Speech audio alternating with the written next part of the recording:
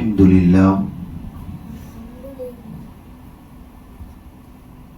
لله رب العالمين والصلاة والسلام على أشرف المرسلين وعلى آله وأصحابه أجمعين أما بعد فأعوذ بالله من الشيطان الرجيم بسم الله الرحمن الرحيم ألم يجدك يتيما فآوى وقال الله سبحانه وتعالى في الكلام المجيد والفرقان الحميد وتعز من تشاء وتذل من تشاء بيدك الخير إنك على كل شيء قدير صدق الله المولانا العظيم وصدق رسوله النبي الأمين المتين الكريم ونحن على ذلك لمن الشاهدين والشاكرين والحمد لله رب العالمين. عزیزان گرامی، قابل احترام حاضرین مجلس، میری پردہ نشین ماں اور بہنوں، السلام علیکم ورحمۃ اللہ وبرکاتہ. عزیزان گرامی، اللہ جل جلالہ و نوالہ کا بے انتہا فضل ہوا کہ آج جمعہ کے دن ہم سب لوگوں کو ایک جگہ جمع ہو کر اپنی اور اپنے پیارے محبوب جناب محمد عربی صلی اللہ علیہ وسلم کے متعلق کچھ باتیں کہنے اور سننے کی توفیق نصیب فرمائی. عزیزان گرامی، اللہ جل جلالہ و نوالہ کا بے انتہا فضل ہوا،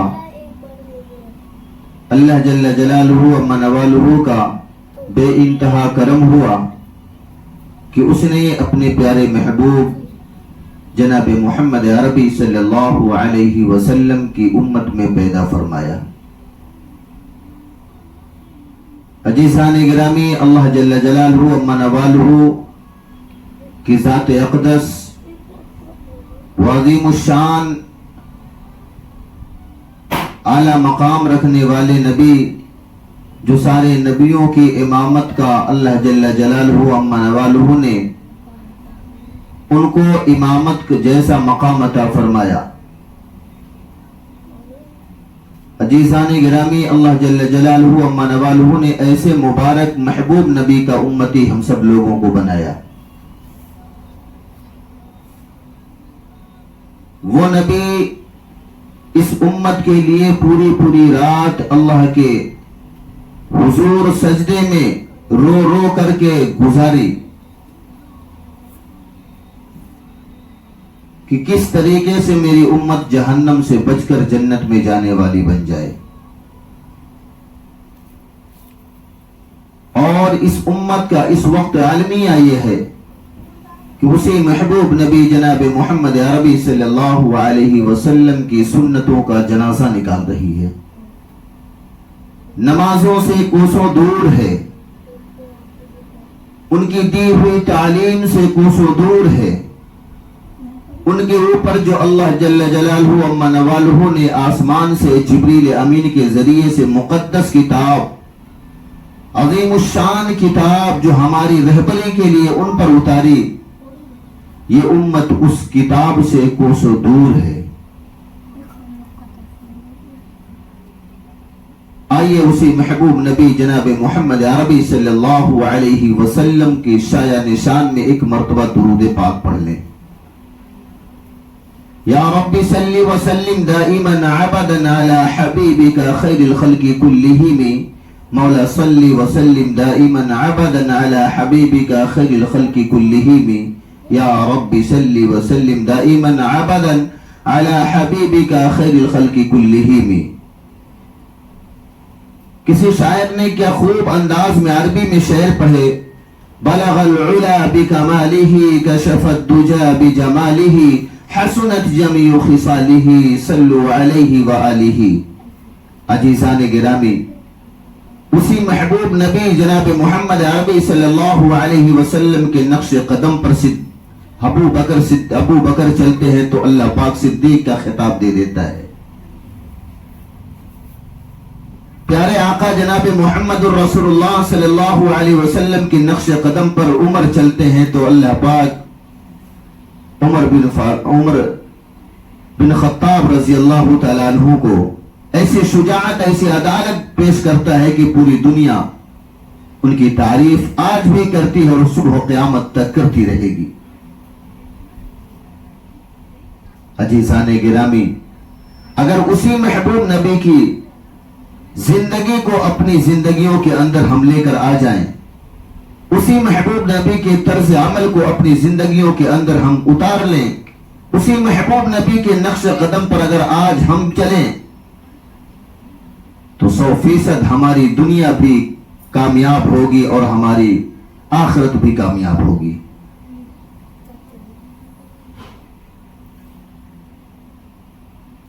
ایک مرتبہ کوفے کی مسجد کے امام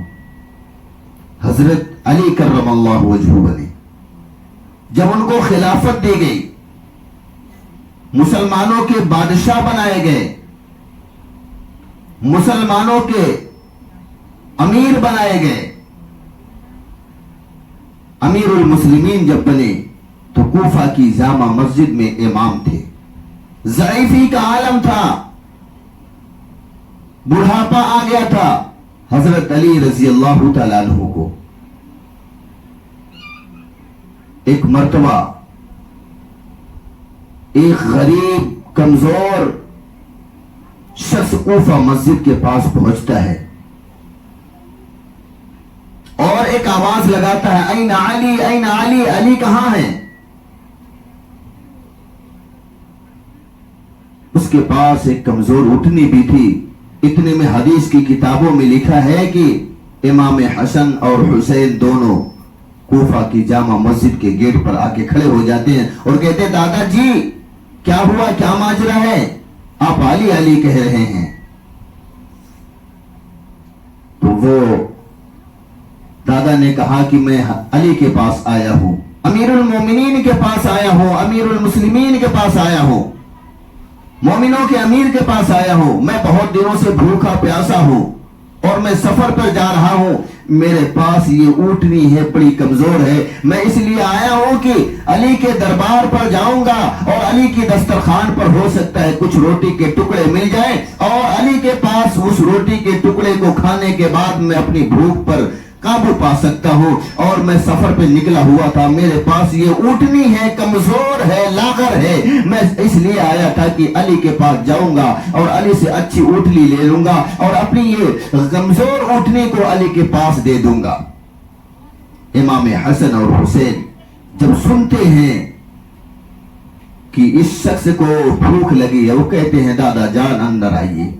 دسترخوان لگتا ہے، امام حسن جاتے ہیں کھانے کو لانے کے لیے اور امام حسین جاتے ہیں پانی کو لانے کے لیے۔ دونوں بھائی گئے، دسترخوان لگا، دسترخوان پہ عمدہ عمدہ چیزیں آئیں، گرم گرم روٹی بوٹی آئی، ساتھ میں امام حسن اور حسین بھی دسترخوان کے پاس بیٹھے ہوئے ہیں اور اس غریب صحابی کو کھلا رہے ہیں، خود بھی کھا رہے ہیں۔ اتنے میں اس غریب صحابی جو آئے ہوئے تھے، جو بھوک کی شدت سے بےتاب تھے، ان کی نظر کوفہ کی جامع مسجد کے ایک کونے میں پڑتی ہے تو ان کو یہ نظر آتا ہے کہ ایک بہت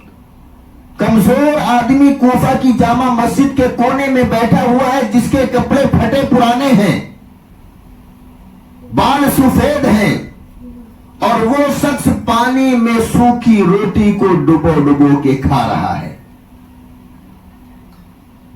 وہ غریب صحابی کہنے لگتے ہیں،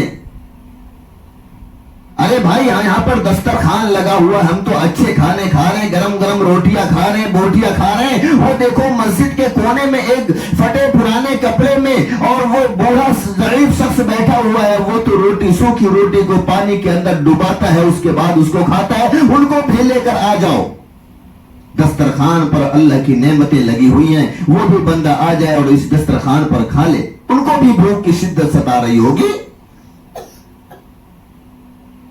امام حسن اور حسین نے فرمایا، دادا جان آپ کو معلوم ہے وہ شخص کون ہے؟ اس نے کہا نہیں، مجھے تو کپڑے سے ہولیے سے پتا چلتا ہے کوئی غریب مسکین ہوگا جو اللہ کے گھر میں ایک کونے میں بیٹھ کر اللہ کے سامنے اپنے لو کو لگا رہا ہوگا اور اس کے پاس کوئی چیز میسر نہیں ہے، سوکھی روٹی ہے وہ بھی پانی کے اندر ڈبا ڈبا کے کھا رہا، میں یہی دیکھ رہا ہوں۔ امام حسن اور حسین نے کہا دادا جان آپ جس کے پاس آئے ہو، جن سے ملاقات کے لیے آئے ہو، وہی ہیں حضرت علی رضی اللہ تعالیٰ عنہ۔ وہ ضعیف آدمی اپنی جگہ سے دسترخوان سے فوراً اٹھتا ہے اور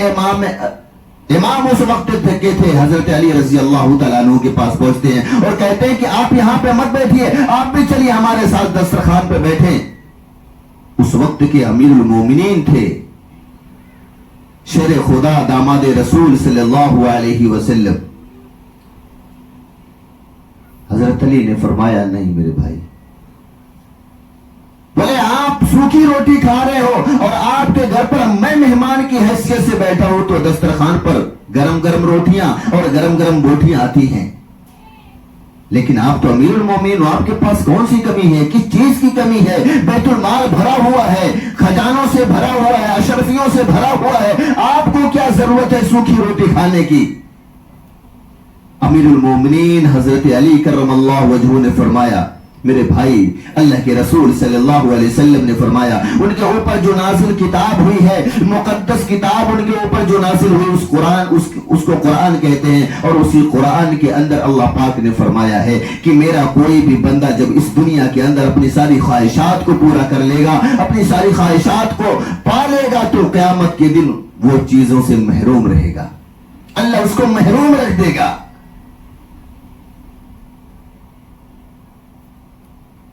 آج ہم عیش و عشرت کی زندگی کو گزارتے ہیں، نبی کے طرز ہم کو پسند نہیں۔ آقا علیہ الصلوۃ والسلام نے زندگی گزارنے کے بھی طریقے بتلا کے گئے، راستہ کس طریقے سے چلنا ہے اللہ کے پیارے رسول صلی اللہ علیہ وسلم نے ہم کو بتلایا۔ آپ کی نظر کس جگہ ہونی چاہیے، بازار میں چلتے وقت کیسا ہونی چاہیے، اور گلی محلے کے اندر اگر آپ چل رہے ہیں تو آپ کی نظر کہاں پہ ہونی چاہیے؟ لیکن نہیں، ہم اس کے برعکس کام کرتے ہیں۔ ہم تو کہتے یہ ہے کہ ہم تو اپنے نفس کے کنٹرول میں ہم خود ہیں، ہمارا نفس ہمارے کنٹرول میں نہیں ہے۔ والدین کے ساتھ کیا معاملہ کرنا چاہیے، کیسا حسن سلوک کرنا چاہیے، نہیں معلوم ہے، پھر بھی ہم کہتے ہیں مرنے کے بعد دیکھا جائے گا۔ ہمارے اوپر ہماری والدین ہمارے بوجھ لگتے ہیں، بچے اپنے والدین کو جواب دیتے ہیں، والدین کے سامنے غصے سے کھڑے ہو جاتے ہیں، آنکھیں نکال لیتے ہیں، نکال کے کھڑے ہوتے ہیں اور نظروں میں نظریں ملا کر بات کرتے ہیں۔ اللہ کے قرآن میں اللہ پاک نے فرمایا اف ولا تنہرہما، اپنے والدین کو اف تک مت کہو۔ ہم سب کے آقا جناب محمد عربی صلی اللہ علیہ وسلم نے فرمایا کہ تمہارے ماں کے پیر کے نیچے اللہ نے جنت کو رکھ دیا ہے۔ ایک صحابی رسول صلی اللہ علیہ وسلم ہیں، اکیلے نوجوان صحابی ہیں، ان کے گھر میں بوڑھی ماں ہے۔ حدیث کی کتابوں میں لکھا ہے کہ وہ مزدوری کا کام کیا کرتے تھے، وہ صحابی رسول مزدوری کا کام کیا کرتے تھے، صبح نکلتے تھے، شام کے وقت جب آتے تھے تو اپنی ماں کا چہرہ ہاتھ پیر سب دھل کے کپڑے چینج کرا کے کھانے بناتے تھے اور اپنی ماں کو چھوٹے چھوٹے لقمے کر کے نرم نرم لقمے کر کے کھلاتے تھے، ہاتھ پیر کی مالش کیا کرتے تھے۔ ایک دن وہ کام سے آتے ہیں اور ماں کا ہاتھ پیر صاف کیے، کپڑے کو چینج کیے، بستر چینج کرنے کے بعد وہ کھانا بنانے لگے۔ کھانا تیار ہے اور یہ ماں سے پہلے کبھی کھانا نہیں کھائے تھے صحابی، اپنی ماں کو پہلے پیٹ بھر کے کھلاتے تھے، پانی پلاتے تھے، پھر ماں کی خدمت کرتے تھے، اس کے بعد جا کے خود کھانا تناول فرماتے تھے۔ وہ آتے ہیں اور ماں کو کھانا بنانے کے بعد جگاتے ہیں، امی اٹھیے کھانا ہو گیا تیار۔ امی اٹھیے ہو گیا کھانا تیار، امی اٹھیے ہو گیا کھانا تیار، لیکن ماں حرکت نہیں کر رہی۔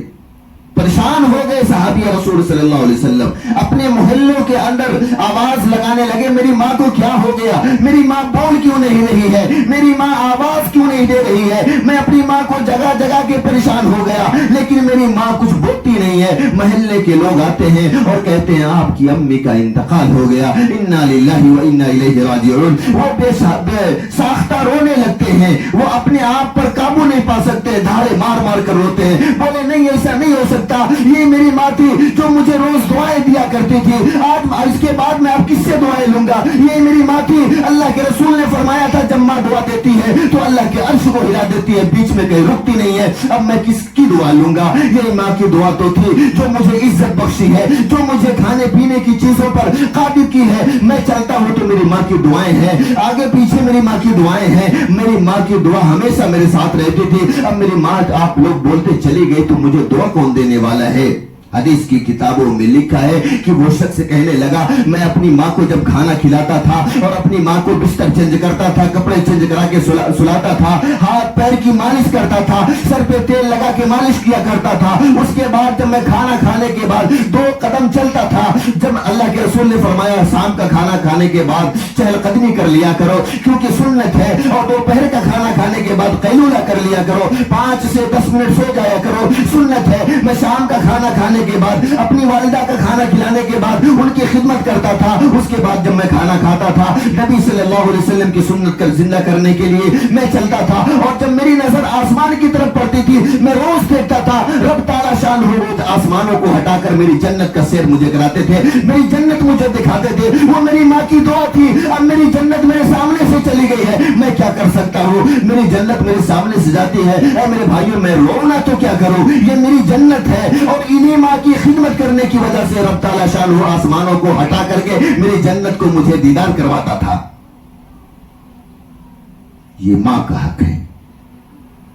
لوگ ہم سمجھتے ہیں، ہمارے بچے سمجھتے ہیں والدین کیا ہمارے اوپر بوجھ بنے ہوئے ہیں، ہم ماں باپ کو تانے بھی دیتے ہیں، یہاں تک کہ میں نے بہت سے لوگوں کو ماں باپ کو گالیاں تک دیتے ہوئے دیکھا ہے۔ آقا علیہ الصلوۃ والسلام سفر پر تھے، 6 سال کی عمر تھی، نبی صلی اللہ علیہ وسلم اپنے ماں کے ساتھ سفر پر تھے اور آ رہے تھے،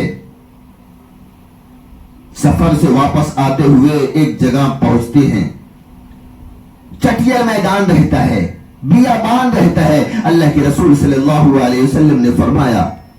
میری عمر 6 سال تھی، میری عمر 6 سال کی تھی، میں نے آنکھیں جب دنیا کے اندر کھولا تھا تو باپ نہیں تھا، میں جب دنیا کے اندر آنکھیں کھولا تھا تو باپ میرے والد نہیں تھے، اور 6 سال کی عمر ہوئی تو میری ماں بھی مجھے چھوڑ کر چلی گئی۔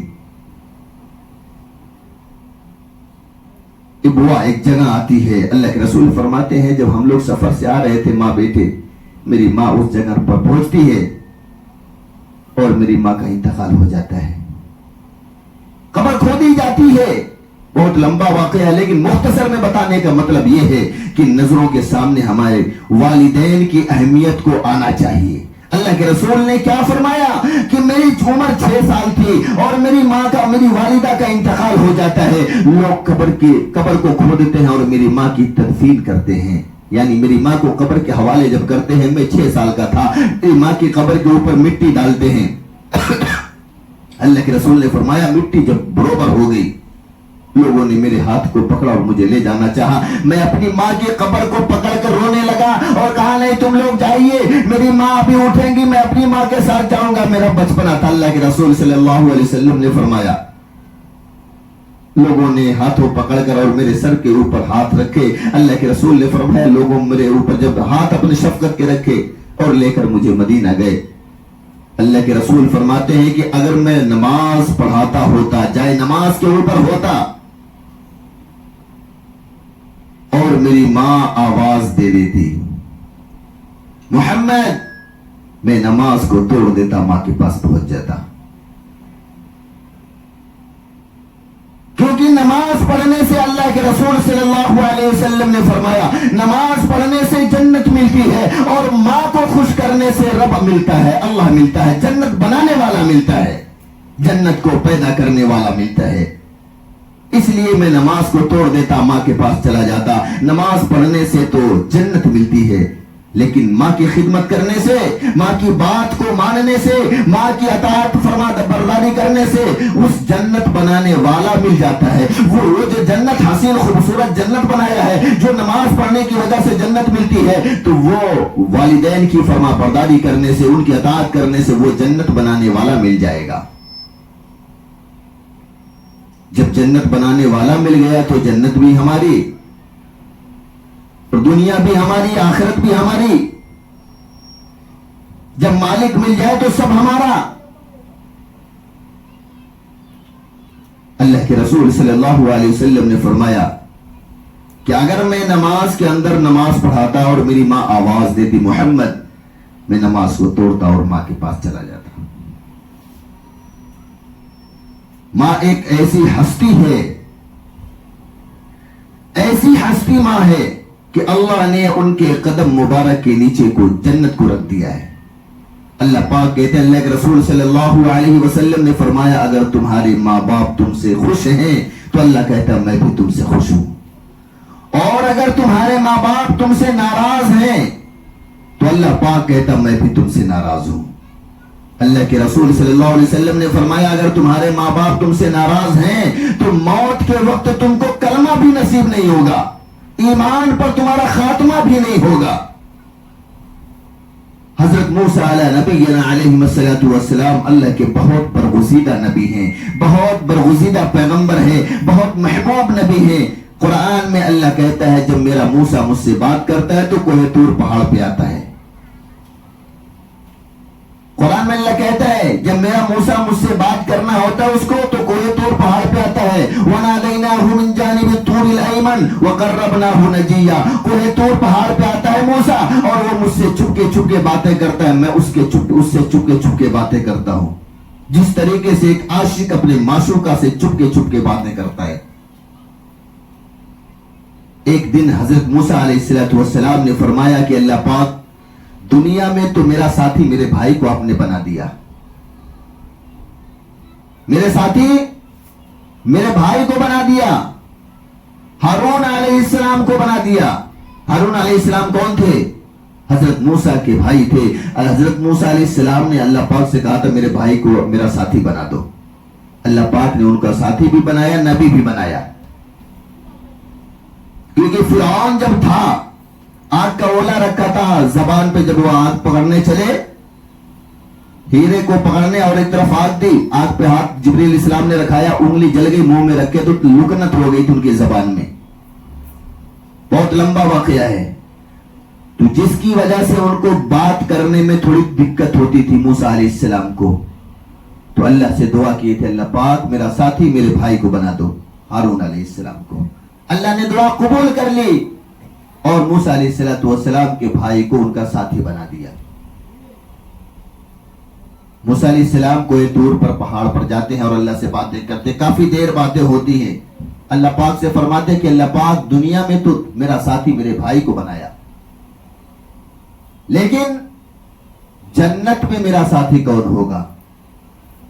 اللہ پاک نے فرمایا فلاں بازار میں ایک کساب ہے، کسائی ہے، جو چلا چلا کے گوشت بیچتا ہے، وہ تمہارا جنت کا ساتھی ہے۔ موسیٰ علیہ السلام نے فرمایا کہ میں تو اللہ کا نبی، اللہ نے میرے سر پر نبوت کے تاج کو پہنایا ہے، مجھے پیغمبری عطا فرمائی ہے، اللہ نے مجھے آسمان سے کتابیں بھی عطا فرمائی ہے، اور اللہ پاک مجھے اتنا محبوب اپنا نبی بنایا ہے، اور مجھے جو جنت عطا فرمائے گا وہ جنت میں میرا ساتھی ایک کسائی کو بنائے گا۔ ہو سکتا ہے اس کے اندر کچھ ایسی صفت ہو جس کی وجہ سے اللہ پاک میرا جنت کا ساتھی اس کسائی کو بنایا ہے۔ اللہ پاک سے باتیں کرنے کے بعد وہ کوہ طور پہاڑ کے نیچے اترتے ہیں اور اس بازار کے اندر چلے جاتے ہیں، کسائی کو دیکھنے کے لیے کہ دیکھو تو آخر وہ کون ہے جو میرا جنت کا ساتھی ہوگا۔ جب بازار میں پہنچتے ہیں موسیٰ علیہ السلام تو دیکھتے ہیں کہ وہ کسائی آواز لگا لگا کے، ندا لگا لگا کے گوشت بیچ رہا ہے۔ کافی دیر تک کھڑے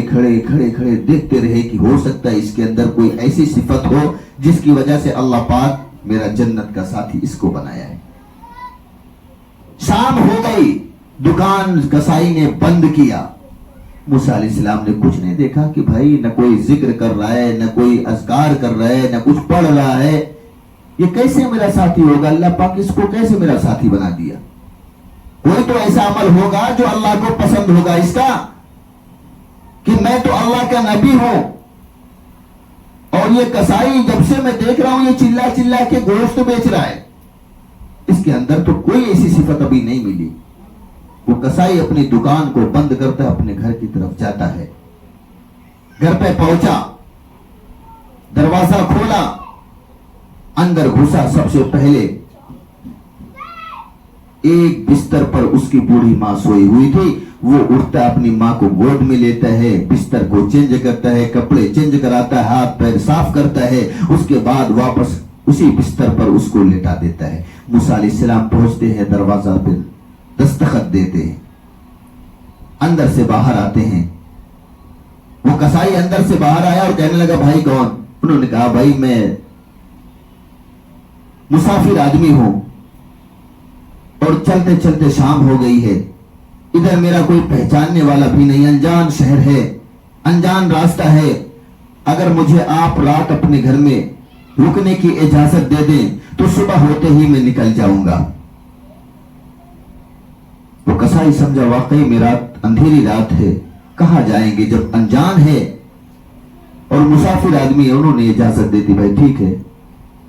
موسیٰ علیہ السلام گھر کے اندر ایک کونے میں جا کے بیٹھ گئے۔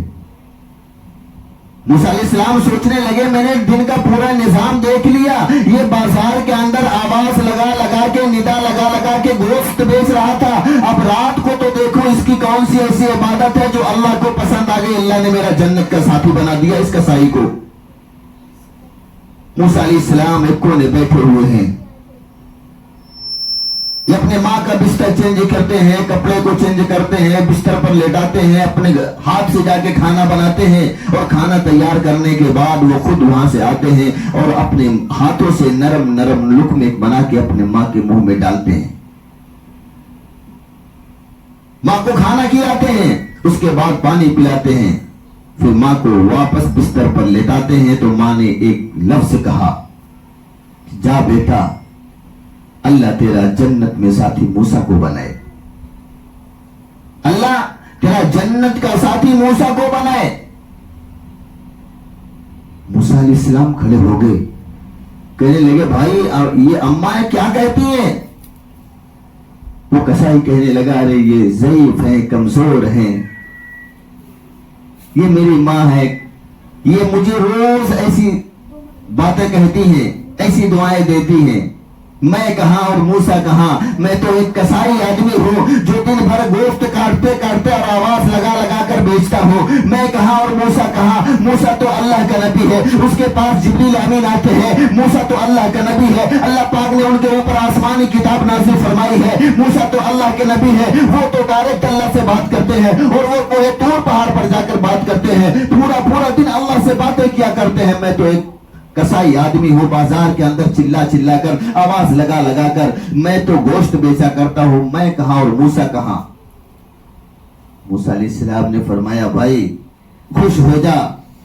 یہ ماں ایسے نہیں بولتی ہے، محبت میں نہیں بولتی ہے، اس ماں کی دعا اللہ کے عرش کو ہلا دی۔ آج ہی میری اللہ سے بات ہوئی اور میں ہی موسیٰ ہوں، کوہ طور پہاڑ پر گیا تھا اور اللہ سے میں نے بات کیا، میں نے اللہ سے 2 سوال پوچھے تھے، پہلا میرا ساتھی تم نے دنیا کے اندر اللہ پاک تو بنا دیا میرے بھائی کو، لیکن جنت میں جب جاؤں گا تو وہاں پہ میرا کون ساتھی ہوگا؟ اللہ پاک نے کہا فلاں بازار کے اندر فلاں کشاب ہے، وہ گوشت بیچتا ہے، اس کی دکان ایسی ہوگی، اس کی دکان یہ ہوگی، اس کے گھر میں ایک بوڑھی ماں ہوگی۔ اس نے بتایا، اللہ پاک نے بتایا، میں اس وقت سے آیا ہوں اور آپ کے طرز کو دیکھ رہا تھا کہ آپ کے اندر کون ایسی صفت ہے، کون ایسا عمل ہے کہ جو اللہ پاک کو اتنا پسند آیا کہ آپ کو میرا جنت کا ساتھی بنا دیا. میں نے پورا دن بازار کے اندر کھڑا ہو کر کے صرف آپ کو دیکھتا رہا. آپ صرف آواز پہ آواز لگا کر گوشت بیچتے رہے. اس کے بعد دکان بند کرنے کے بعد آپ جب گھر پہ آئے ہیں, میں بھی پیچھے پیچھے آپ کے آیا اور دروازے پہ نوک کیا, دستخط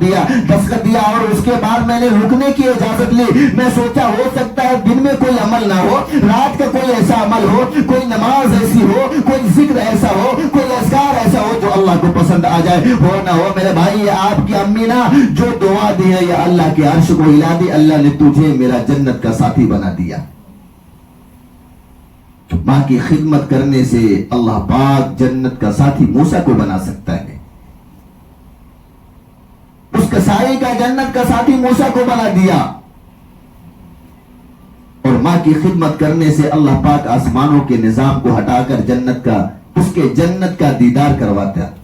تو کیا آج وہ رب وہ طاقت والا نہیں ہے جو آج ہم اپنے والدین کی خدمت کریں اور رب تعالی شان ہم کو جنت میں عطا فرمائے؟ آج سے عہد کریں کہ اپنی والدین کو ہم کبھی بھی ذرہ برابر تکلیف نہیں دیں گے, اونچی آواز میں بات نہیں کریں گے, سامنے نظریں ملا کر بات نہیں کریں گے. اللہ کے رسول صلی اللہ علیہ وسلم کے بتلائے ہوئے طریقے پر 100% عمل کرنے کی کوشش کریں گے. آمین. وما علینا الا البلاغ. جن حضرات نے سنت نہ پڑھی ہو سنت سے فارغ ہو جائے.